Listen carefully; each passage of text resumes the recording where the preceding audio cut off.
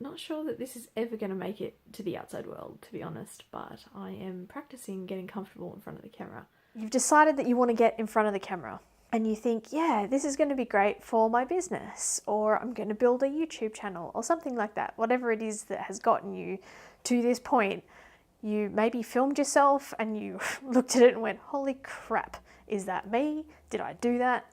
Well, as somebody who was in exactly that same position like 12 months ago, and then I had to go and learn it all the hard way and work through it all and practice and all that kind of stuff, here's the things that I did in order to get more comfortable in front of the camera. I've separated this out into 3 areas because I just found that there's just more than 3 tips or, you know, this one thing. It's a much bigger thing and a bigger process than that if you want to truly feel comfortable in front of the camera. So I have 3 areas. First one is mindset, okay? The second one is your approach. And then the third one is practice.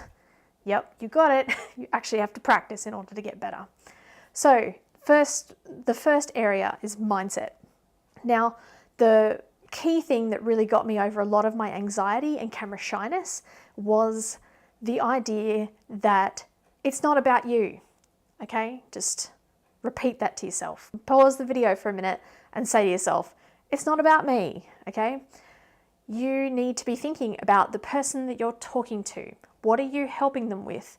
What are they struggling with, all right? The minute you can put yourself in the other person's shoes and the person that you're helping with things, or the person that you're inspiring and that kind of thing, and think about their life, what are they struggling with, that sort of thing, and you think about that person as a person and then what you're giving to their life, whether it's help or inspiration or whatever it is, then you stop thinking about yourself and those annoying like things that come through your head, like, who am I to do this, or who would watch me anyway, or what the frack am I doing? All of those things go away.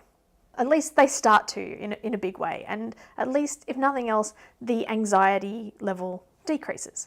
So there are other things that you can do in terms of your mindset, and that is to, 1, visualize and believe that you will get better at this, okay?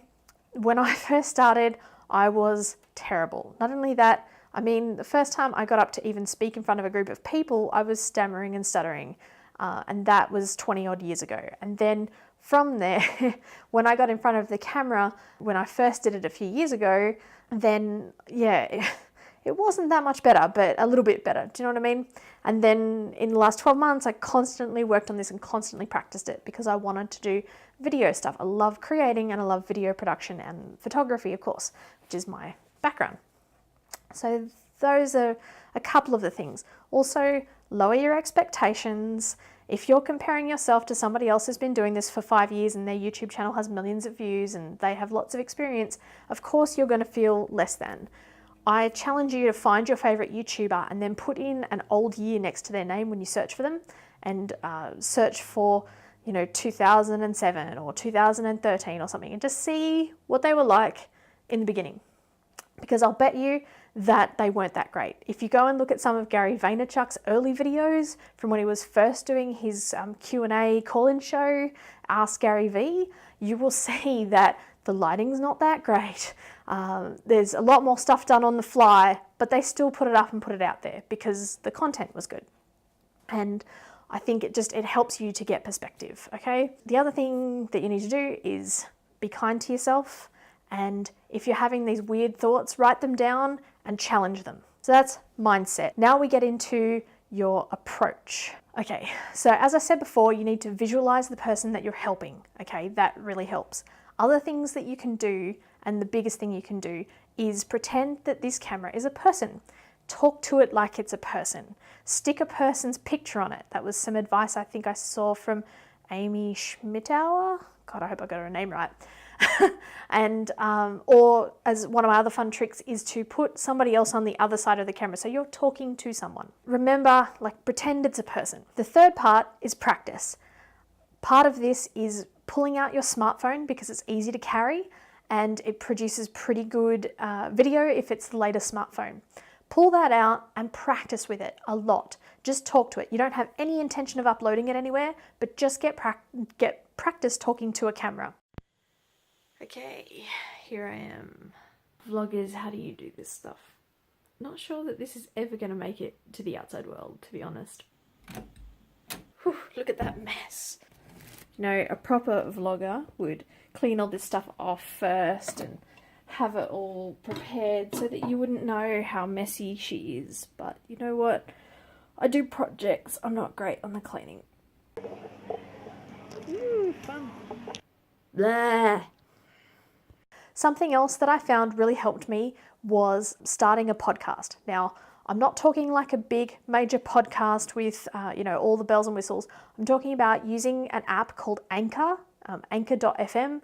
I'll put a link to my channel below, and it's basically an app you can put on your phone. You can press a button and start recording, and then you can upload it, and you can upload it to iTunes. I found this really helpful with helping me overcome the ums, ahs, and that kind of problem, and being able to pause, being able to concentrate on my delivery and my cadence without having to worry about all the other setup and the video and the camera and what's looking at me and all that kind of stuff, right? Another great thing that I love to do is listen to music, and I love to do this in a range of situations, like before calls with strangers and things like that for my business. But listen to music, have a song that's kind of like, it's your brand, it's your business, it's who you are, and it lights you up and it makes you want to tap, and nothing can go wrong when you're listening to this song. Listen to that before you get in and actually start recording your video. And the other thing to do with practice is make notes about what you're going to say. Remember, you can stop and turn and look at them and come back, and you can edit that out later. Make notes, practice it. Don't write a full-on script if you can help it. Just make notes of your key points and then practice and, have fun with it. Don't forget to have fun with it. So those are my 3 areas of things that you can do.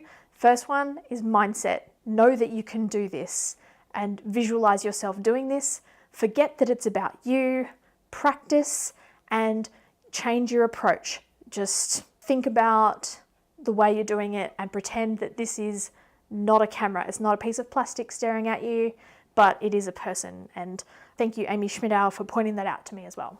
Thanks so much, guys. And if you need any more help and you want to practice or that kind of thing with any of this stuff, come and join my Facebook group where you can upload your attempts and you can share with some other people and see how everybody else is handling this whole getting used to the camera thing. All the best with your video adventures. Bye, guys.